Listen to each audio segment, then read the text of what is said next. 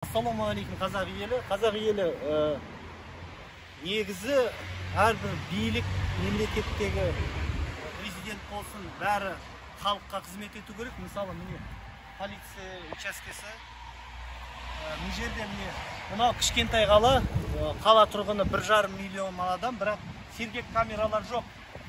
Енді өтуге болмайтын жерден өтеміз в неположенном месте.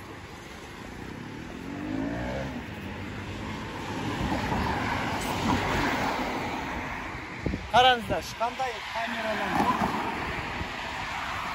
Полиция қызметкерлері бізді көріп тұр, бірақ айқайлап келіп.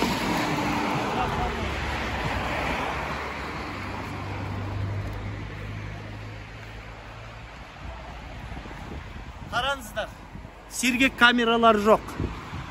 Астанада 850 мың адам тұрады. Мұнда 1,5 миллион адам тұрады.